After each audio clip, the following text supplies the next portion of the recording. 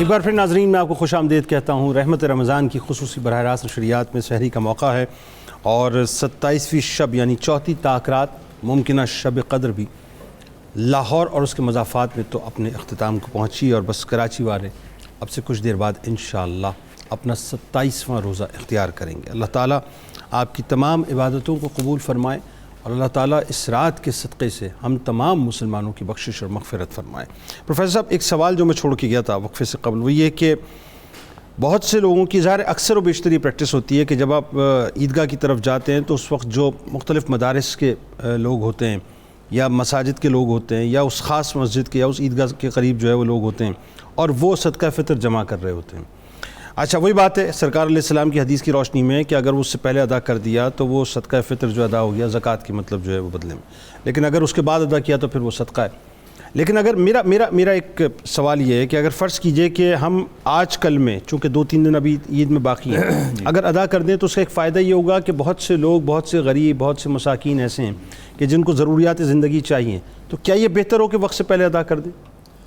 اس میں کوئی شک نہیں کہ پیغمبر رحمت صلی اللہ تعالی علیہ وسلم نے یہ ارشاد فرمایا کہ نماز عید سے قبل اسی روز ادا کیا جائے، لیکن آپ صلی اللہ علیہ وسلم نے اس سے پہلے دینے سے منع نہیں فرمایا۔ اچھا، یعنی افضلیت اس بات کی ہے؟ افضلیت اس بات کی ہے، لیکن جس طرح آج حالات ہیں ان کا تقاضا یہ ہے کہ ہم سوسائٹی پر نظر ڈالیں اور ضرورت مندوں کو خود تلاش کریں، اور اس وبا کی وجہ سے تو بہت سے ایسے لوگ جو صاحب حیثیت تھے وہ صدقہ فطر لینے کی پوزیشن میں آ گئے۔ جی ایسا ہی ہے، سفید پوش لوگ ہیں جو سوال نہیں کر پا رہے ہیں۔ ہاں جی، اس لیے سب سے پہلے کوشش کی جائے کہ اپنے رشتہ داروں میں ہم تلاش کریں، کیونکہ نبی اکرم رحمت عالم صلی اللہ علیہ وسلم نے ذوی القربہ کے لیے دوہرا اجر رکھا ہے۔ جب ایک صحابی آئے اور انہوں نے عرض کیا کہ یا رسول اللہ صلی اللہ علیہ وسلم میرا فلاں عزیز ضرورت مند ہے تو میں اس کو اپنے صدقات دوں، تو آپ صلی اللہ علیہ وسلم نے فرمایا کہ اس کو دینے میں 2 اجر ہیں، ایک خرچ کرنے کا، ایک رشتہ داری کا، صلہ رحمی کا۔ تو اس لیے اگر ہر فیملی اس بات کا خیال رکھے کہ میرے عزیزوں میں جو ضرورت مند ہے میں ان تک پہنچا دوں، تو آج اس امر کی ضرورت ہے کہ ہم پہلے جتنا ممکن ہو سکے ان تک پہنچا دیں تاکہ ان کے بچے بھی، نبی اکرم رحمت عالم صلی اللہ علیہ وسلم تو یتیم کو اپنے ساتھ عیدگاہ جاتے ہوئے واپس لے آئے اور اسے سنوارا، اور پھر فرمایا کہ کیا تو اس بات پر خوش نہیں ہے کہ محمد تیرا باپ ہو، عائشہ تیری ماں ہو۔ اللہ اکبر۔ تو وہ جو یتیم کی سرپرستی ہے، وہ جو غریب پروری کا ایک انداز ہے، اس کا تقاضا یہ ہے کہ ہم یہ ملحوظ رکھیں اور پھر اسی 150 پر اکتفا نہ کریں کہ 130 بنتا ہے تو میں 130 ہی دوں۔ یہ تو اس کے لیے ہے جو واقعتاً اس حد تک ہے کہ اپنے حیثیت نہیں رکھتا، لیکن جن لوگوں کو اللہ تعالیٰ نے اپنے کرم سے نواز رکھا ہے وہ اس کے مال کو اسی کی عطا سمجھ کر اس کے بندوں پر جتنا خرچ کریں گے اللہ تعالیٰ کی رحمتیں اتنی زیادہ سمیٹیں گے۔ تو ہمیں کشمش کا خیال رکھتے ہوئے یا کھجور کا، پنیر کا خیال رکھتے ہوئے زیادہ سے زیادہ ان کی مدد کریں۔ اچھا علامہ صاحب، پنیر کی رقم کتنی 1 کلو بن رہی ہے؟ میرا خیال ہے 1920 بنتی ہے شاید۔ اچھا، وہ کشمش کی ہے، یہ کھجور کی 960 ہے اور کشمش کی جو ہے 1900 کچھ ہے، اور پنیر اس سے مہنگا ہے؟ پنیر سے مہنگا ہے میرا خیال ہے۔ ٹھیک ہے، تو مقصد یہ ہے کہ اگر فرض کیجئے کہ اب اس میں ایک اور ذرا وضاحت ہو جائے ساتھ ساتھ کہ اگر فرض کیجئے کہ یہ تو منیمم ایک لیول ہے نا، اگر ایک شخص جو ہے وہ اس کو مالی طور پہ اللہ تعالیٰ نے بہت استطاعت دی ہوئی ہے، بہت رقم ہے ماشاءاللہ، اس کے بعد بڑا پیسہ ہے، بڑی دولت ہے، تو وہ تو پھر جتنا چاہے ان لمٹ دے سکتا ہے، یا جتنا اللہ تعالیٰ کو خوش کرنے کے لیے اس کے بندوں پر خرچ کرے گا اتنا ہی اللہ تعالیٰ خوش ہو کر اس کے مال میں بھی، یہ اس کا وعدہ ہے کہ کم از کم 10 ورنہ 700، اور وہاں بھی فرمایا کہ واللہ یضاعف لمن یشاء۔ جتنی انسان کی نیت میں اخلاص ہوتا ہے، اللہ کی رضا کا طلبگار بن کر جب کوئی آدمی میدان میں اترتا ہے، اس کے بندوں سے پیار کرتا ہے، تو اللہ تعالیٰ کی طرف سے بھی اس کے لیے انعامات اتنے ہوتے چلے آتے ہیں۔ ضرورت اس امر کی ہے کہ ہم اپنے دلوں کو اس بات پر پختہ کریں کہ اللہ کا وعدہ سچا ہے۔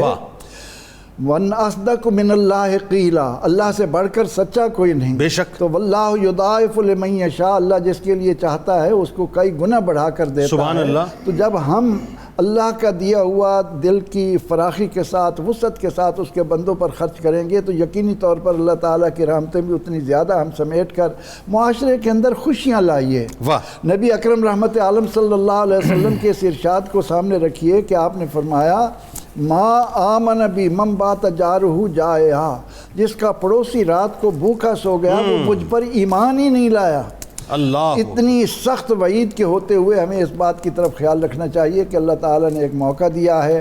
خود پیغمبر رحمت صلی اللہ علیہ وسلم رمضان المبارک میں آپ کی سخاوت پانی کی طرح ہو جاتی تھی، بالکل ہوا کی تیز جھونکوں کی طرح، ہوا کے تیز جھونکوں کی طرح، بعض نے پانی کی طرح تو ہمیں اللہ تعالیٰ نے اپنے نبی صلی اللہ علیہ وسلم سے جو پیار دیا ہے اس عشق کا تقاضا یہ ہے کہ ہم بھی ان دنوں میں زیادہ سے زیادہ اس کے بندوں کے کام آئیں، اور جس قدر اللہ کی مخلوق اس کا کنبہ عیال اس کے کنبے کو خرچ کریں، جس طرح ہمارے کنبے کے ساتھ کوئی بھلائی کرتا ہے ہمیں خوشی ہوتی ہے، تو اسی طرح اللہ تعالیٰ کی رحمتیں بھی کیسی بات ہے، یعنی وہی بات ہے نا، جب مطلب مخلوق کو اللہ تعالیٰ جب اپنا کنبہ کہتا ہے، یہ وہی بات ہے کہ ہم بلا تمثیل عرض کر رہا ہوں کہ کسی جاننے والے کے کنبے، ان کے بچوں پر، ان کے رشتہ داروں پر، بلا تمثیل عرض کر رہا ہوں، ظاہر ہے یہاں تمثیل بنتی نہیں، لیکن بات یہی ہے کہ اگر وہ کسی دوست کے جاننے والے کے گھر والوں پر خرچ کرتا ہے تو وہ دوست کتنا خوش ہوتا ہے اور رشتہ دار کتنا خوش ہوتا ہے، تو اللہ کے کنبے پہ جب آپ خرچ کریں گے تو اللہ تعالیٰ کتنا خوش ہوگا۔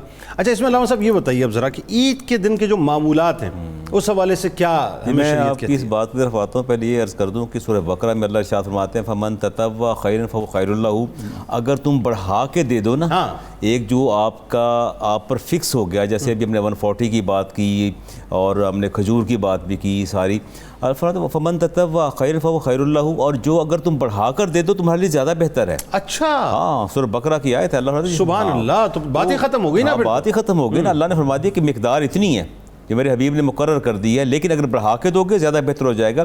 اب آپ صدقہ کی سگنیفیکینس دیکھیے اور اس کی اہمیت دیکھیے کہ عید کا دن جب بندہ اپنی خوشیوں میں سرشار ہوتا ہے اور اپنی دنیا مافیہ سے بے خبر اپنوں میں مگن ہوتا ہے، ان ملاقاتوں میں، کھانے پینے میں، میرے نبی نے ارشاد فرمایا کہ عید والے دن اجتہدوا یوم الفطر فی صدقاتی، عید کا دن بھی اگر آپ نے صرف کرنا ہے تو لوگوں کو صدقہ دے کے صرف کرو۔ پھر آپ فرمایا کہ اعمال الخیری، اور نیک اعمال میں صرف کرو، والبر من الصلاۃ والزکوٰۃ و تسبیح و تحلیلی، اور زکوٰۃ بھی ادا کرو، خیرات بھی کرو، صدقات بھی۔ تو عید کا دن بھی ایسے صرف کرنا ہے۔ تو یعنی عید کا دن جب ہمیں اپنا بھی ہوش نہیں ہوتا اور ہم اپنوں سے مل رہے ہوتے ہیں اور محبتوں کے جو ہے وہ خم اٹھا رہے ہوتے ہیں، اس دن بھی حکم دیا گیا کہ اپنوں کو یاد رکھو اور صدقہ دو۔ جو اچھا اس میں ایک اور بات، بہت سے لوگوں کے گھروں میں مہنگے ترین جو ہیں وہ اپنے پیٹس ہوتے ہیں، اس میں پرندے بہت مہنگے ہوتے ہیں، پھر اس کے بعد جانور بہت مہنگے ہوتے ہیں، تو کیا ان پہ بھی کوئی نہیں ان پر نہیں، بالکل نہیں، کیونکہ یہ بات ذہن نشین رہنی چائیے کہ زکوٰۃ مال پر ہے اور صدقہ فطر جو ہے یہ اشخاص پر ہے، پرسنز پر ہے، تو یہ نہیں اس میں جانوروں کا جو ہے وہ۔ لیکن اس میں ایک بات کا میں اضافہ کر دوں کہ ہم نے جو قیمتی جانور رکھے ہیں وہ ہمارے صاحب نصاب ہونے میں شامل ہو جائیں گے، اس میں شامل ہو جائیں گے، وہ ہمارے صاحب نصاب ہونے میں شامل ہو جائیں گے، تو رقم ان کی جو ہے وہاں شامل ہو جائے گی۔ لیکن یہ تصور غلط ہے کہ ہم نے ایک جانور پالا ہوا ہے تو اس کی طرف سے بھی ہم فطرہ دیں، فطرہ انسانوں کی طرف سے۔ ٹھیک ہے، اچھا عشر کے حوالے سے آخری بات رہ گئی تو ذرا اس کے بارے میں بتائیے۔ اب جو ہمارا موضوع انفاق فی سبیل اللہ کے حوالے سے تھا، اور اتفاق سے دیکھیے کہ اس دفعہ جو ہے رمضان شریف میں ہی کٹائی کا موسم بھی آیا کہ گندم کی کٹائی جو ہے وہ پورے ملک میں چل رہی تھی، تو لوگوں نے اضافی اجر و ثواب جو ہے وہ رمضان کی ضرب لگا کے ساتھ جو ہے وہ حاصل کیا۔ عشر جو ہے دراصل یہ زمین جن اجناس کو اگاتی ہے، ایک تو خود رو چیزیں ہوتی ہیں وہ نہیں، جو ہم کاشت کرتے ہیں، وہ پورے سال میں جتنی دفعہ بھی ہماری فصل نکلے، اس کے لیے کوئی سال کا گزرنا شرط نہیں ہوتا، اچھا، اور اس کے لیے کوئی نصاب بھی نہیں ہے۔ اچھا، آپ کو 2 من نکلا یا 2000 من نکلا، آپ نے اس کا جو ہے وہ 10واں حصہ اس جنس کا، جو بھی آپ کی جنس ہے، وہ پھل ہے یا پھر یہ کہ کوئی اجناس میں سے ہے، دالیں ہیں، چاول ہے، گندم ہے، کچھ بھی جس کو زمین نے اگایا، اس کا 10واں حصہ آپ نے راہ خدا میں جو ہے وہ خرچ کرنا ہے، یعنی ہر فصل کا، ٹھیک، ہر فصل کا۔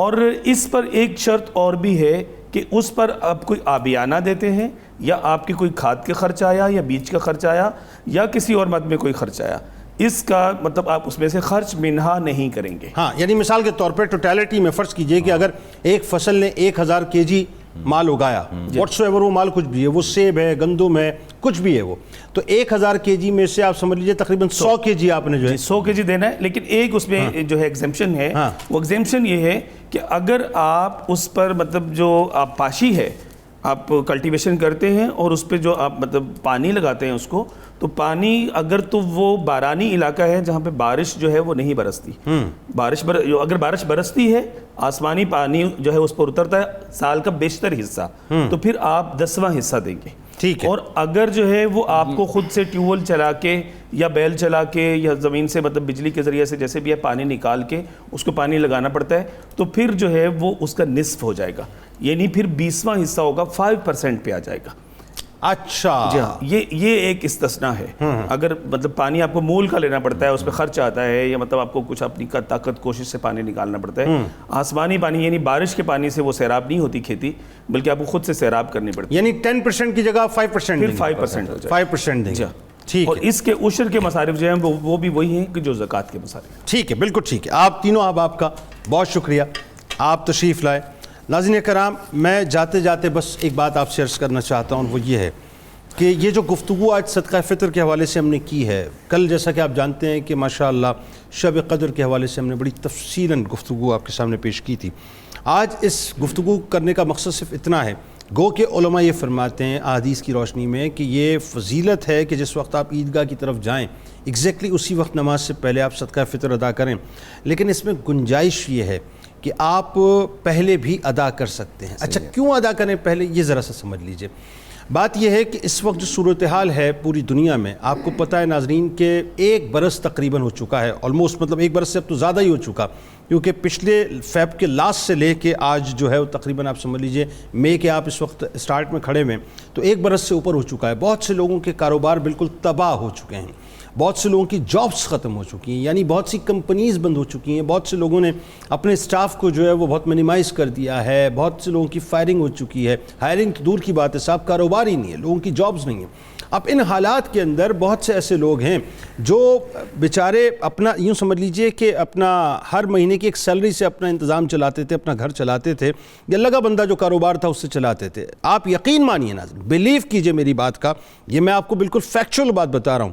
کئی کیسز میرے سامنے جو میں نے خود اپنی نگاہ سے دیکھے ہیں، وہ لوگ بیچارے سوال نہیں کر پا رہے، یعنی ان کی زبان نہیں کھلتی ہے، وہ ہاتھ نہیں پھیلا پا رہے، وہ سفید پوش ہیں، وہ کسی سے اظہار نہیں کر پاتے. کسی کے ذریعے سے پتہ چلتا ہے کہ فلاں جو شخص ہے، فلاں جو فیملی ہے، وہ اس وقت بہت پریشان ہے اور ان کے پاس جو ہے وہ کھانے تک کے اس وقت لالے پڑے ہیں.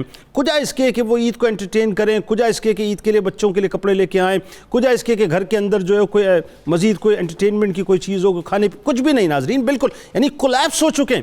لیکن وہی بات ہے کہ وہ بیچارے سوال نہیں کر پا رہے. اچھا اب فرض کس کا بنتا ہے؟ فرض ہمارا بنتا ہے، ہم سب کا بنتا ہے. اس معاشرے میں ہم ایک دوسرے کے ہاتھ ہیں، ایک دوسرے کا ساتھ ہیں صاحب، ہمیں ایک دوسرے کے لیے سوچنا چاہیے، ہم ایک جسد واحد کی طرح ہیں. اگر اس وقت ان بھائیوں کو جن کے گھروں کے اندر اگر چولہا نہیں جل رہا ہے، جن کے پاس عید کی خوشیاں نہیں پہنچی، اگر ہم وقت سے پہلے اپنا صدقہ فطر ادا کر دیں، گو کہ بہت چھوٹی سی رقم، اچھا دینا اس وقت بھی ہے جس وقت ہم نماز عید کے لیے جائیں گے، دینا اس وقت بھی ہے جب ہم عیدگاہ کی طرف جائیں گے، دینا اس وقت بھی ہے صاحب کہ جس وقت ہم اپنے بچوں کو لے کے، اپنے گھر والوں کو لے کے عیدگاہ کی طرف جا رہے ہوں گے. تو کیا ہی اچھا ہو ناظرین کہ اس سے پہلے نکال دیں. اس سے پہلے نکالنے سے فائدہ یہ ہوگا کہ وہ لوگ کہ جو بیچارے اس وقت قسم پرسی کے عالم میں اور سوال کسی سے نہیں کر پا رہے. یاد رکھیے ناظرین، بڑا ایک لطیف میں آپ کو بات بتانے جا رہا ہوں. آپ کے تو چند ٹکے چند روپے ہیں نا، لیکن وہ جو چند روپے ان کے پاس پہنچیں گے، اس کے ذریعے سے جو خوشی ان کے گھر میں پہنچے گی، اور وہ جو چہروں پہ ان کے مسکراہٹ آئے گی، اور خاص طور پہ ان کے بچے جو کھلکھلا اٹھیں گے، آپ یقین مانیے ناظرین، اس مسرت کا، اس خوشی کا آپ اندازہ ہی نہیں کر سکتے جو خوشی ان کے بچوں کو میسر آئے گی. لہٰذا اللہ نے آپ کو دیا ہے، توفیق دی ہے، جو کام کل کرنا ہے سو آج کر، جو آج کرنا ہے سو ابھی. ہمارے ساتھ رہیں، انشاءاللہ وقفے کے بعد دوبارہ لوٹتے ہیں.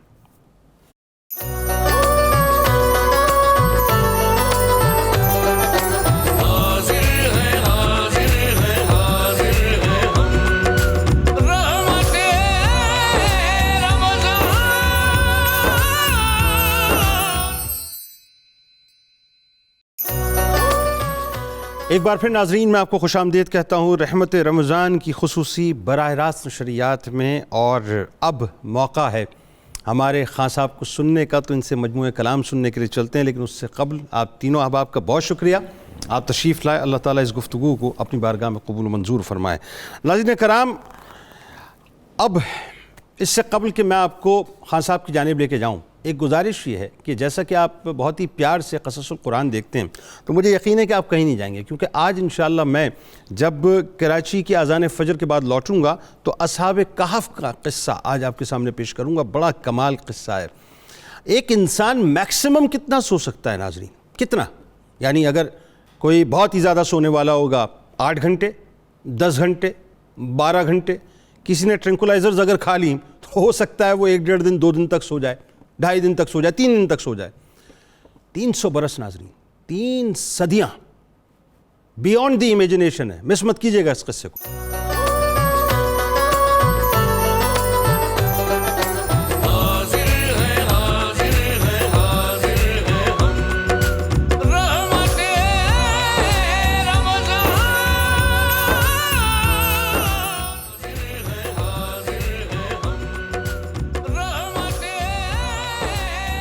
ایک بار پھر ناظرین میں آپ کو خوش آمدید کہتا ہوں. رحمت رمضان کی خصوصی براہ راست شریعت میں قصص القرآن آپ کا پسندیدہ سیگمنٹ ہے، اور آج میں آپ کے سامنے اصحاب کہف کا واقعہ پیش کرنے جا رہا ہوں. 300 برس سے اوپر تک سوئے رہے ناظرین. اس زمانے کے اندر بیدروس کر کے ایک بادشاہ تھا. اس کے دور میں ایک فتنہ پیدا ہوا کہ لوگ انکاری ہو گئے مرنے کے بعد دوبارہ اٹھائے جانے کے، اور قیامت کے انکاری ہو گئے. جیسے آج یوں سمجھ لیجئے کہ جو ملحد ہیں، ایتھیسٹ ہیں، جو مانتے نہیں معاذ اللہ اس بات کو، ایگزیکٹلی وہ سچویشن اس وقت تھی ناظرین. لیکن واقعہ سنیں کیا کمال ہے، اور اللہ تعالیٰ نے کیسا جواب دیا ہے، یہ آج کے لیے بھی بڑا ریلیونٹ ہے.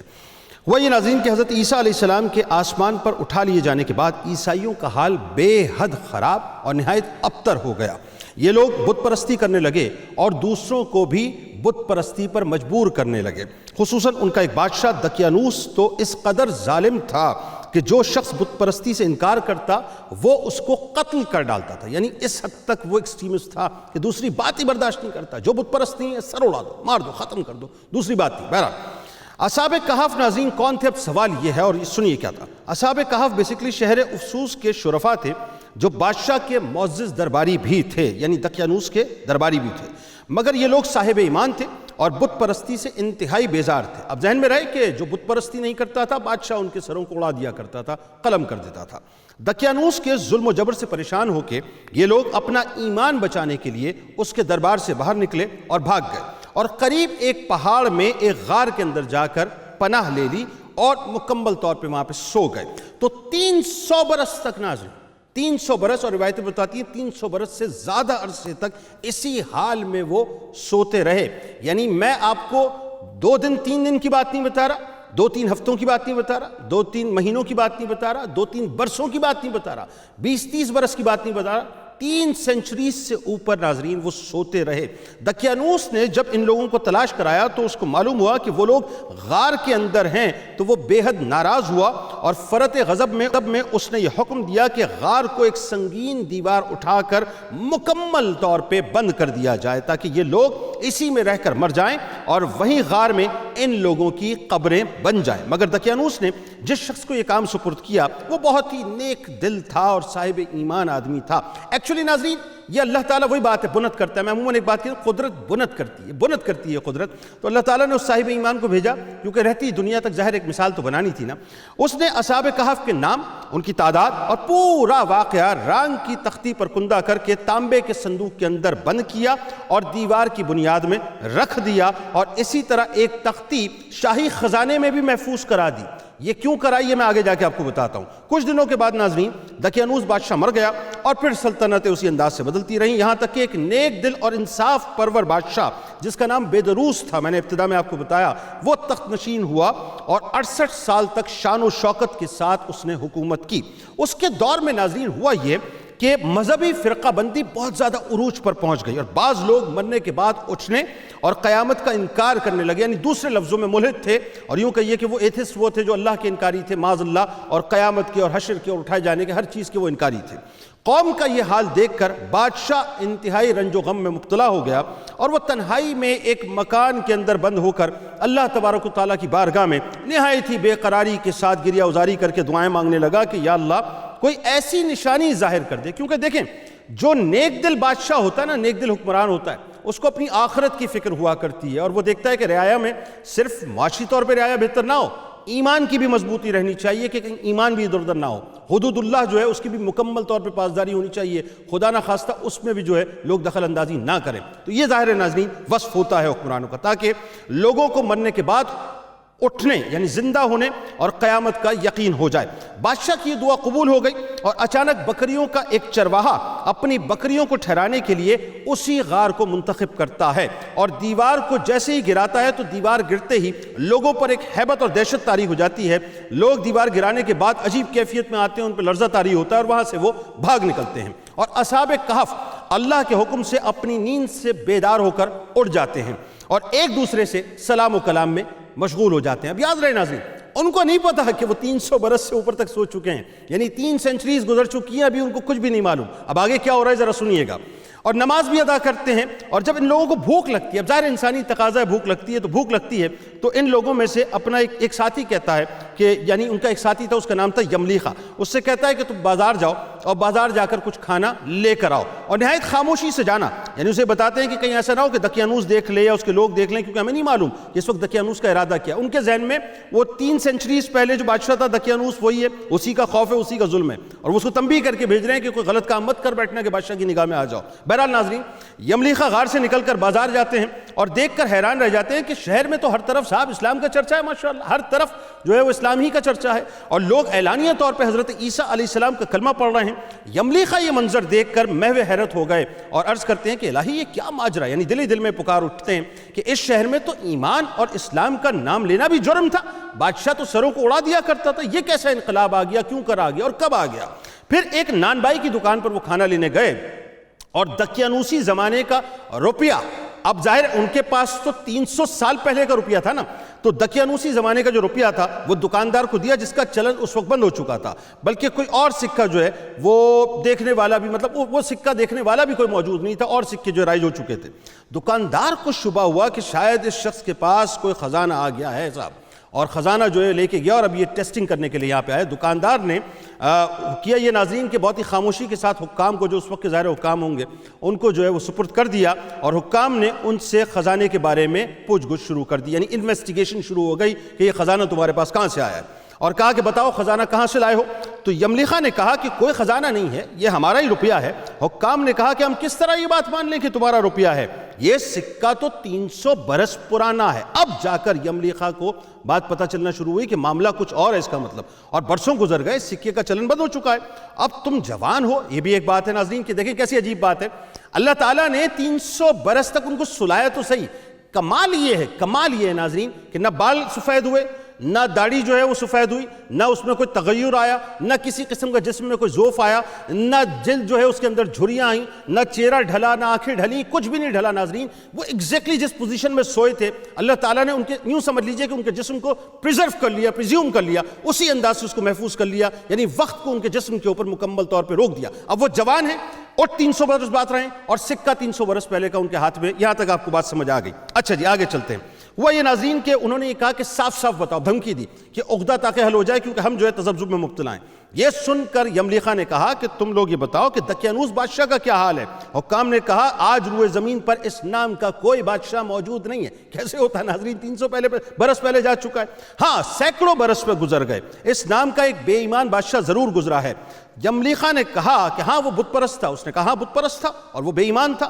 اچھا جی بات یہ ہے کہ ابھی کل ہی کی تو بات ہے کہ ہم لوگ اس کے، اب وہ یہ کہتے ہیں جواب میں کہ ابھی کل ہی کی تو بات ہے کہ ہم لوگ اس کے خوف سے جو ہے جان بچا کر، ایمان بچا کر غار میں گئے تھے، میرے ساتھی قریبی ایک غار میں موجود ہیں، تم لوگ میرے ساتھ چلو، تم لوگوں کو ان سے ملواتا ہوں۔ چنانچہ حکام اور عمائدین شہر ایک کثیر تعداد میں، اب ظاہر ہے ایک کریوسٹی پیدا ہو گئی، ایک تجسس پیدا ہو گیا کہ 300 برس پہلے کے جو بادشاہ اس کا ذکر ہو رہا ہے دقیانوس کا، 300 برس پہلے کا سکہ موجود ہے، بندہ خود جوان ہے، بات عجیب و غریب ہے، سمجھ میں نہیں آ رہی۔ تو شہر کے تمام لوگ جو ہے وہ جھنڈ کی صورت میں جمع ہوئے، اب سب چلیں غار کی طرف، اور حکام بھی موجود ہیں۔ چنانچہ ناظرین حکام اور عمائدین شہر کثیر تعداد میں غار پہ پہنچتے ہیں، اصحاب کہف یملیخہ کے انتظار میں موجود موجود تھے۔ جب ان کی واپسی میں دیر ہوئی تو ان لوگوں نے خیال کیا کہ یملیخا شاید گرفتار ہو گئے، اور جب غار کے منہ پر بہت سے آدمیوں کا شور و غوغا ان لوگوں نے سنا تو سب سمجھ بیٹھے کہ غالباً دقیانوس کی فوج ہمیں گرفتار کرنے کے لیے آن پہنچی ہے۔ تو یہ لوگ نہایت اخلاص کے ساتھ ذکر الہی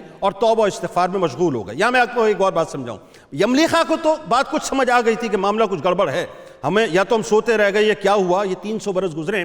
ان کے ساتھیوں کو کچھ معلوم نہیں تھا، وہ اس ڈر و خوف میں ہے کہ دقیانوس نے اپنی فوج بھیج دی ہے، تو وہ توبہ و استغفار میں اور یاد الہی میں لگ چکے ہیں۔ یہاں پہ حکام جو ہیں وہ یملیخا کے ساتھ موجود ہیں، اب غار کے اندر داخل ہو رہے ہیں۔ حکام نے غار پر پہنچ کر تانبے کا صندوق برآمد کیا جو کہ اس چرواہے نے رکھا تھا ناظرین، اور اس کے اندر وہ تختی بھی نکلی جس کو پڑھا گیا، اور اس تختی پر اصحاب کہف کے نام بھی موجود تھے، اور یہ تحریر تھا کہ یہ مومنوں کی ایک جماعت ہے، اپنے دین کی حفاظت کے لیے دقیانوس بادشاہ کے خوف سے اس غار میں پناہ گزین ہوئے ہیں۔ تو دقیانوس نے خبر پا کر دیوار سے ان لوگوں کو غار میں بند کر دیا، اور پھر اس میں جو لکھا ہوا ہے، مطلب وہ بھی ڈیٹیل مزید لکھی ہوئی تھی کہ ہم یہ حال اس لیے لکھ رہے ہیں، یعنی وہ چرواہا لکھ رہا ہے کہ جب کبھی بھی یہ غار کھلے تو لوگ اصحاب کہف کے حال پر مطلع ہو جائیں۔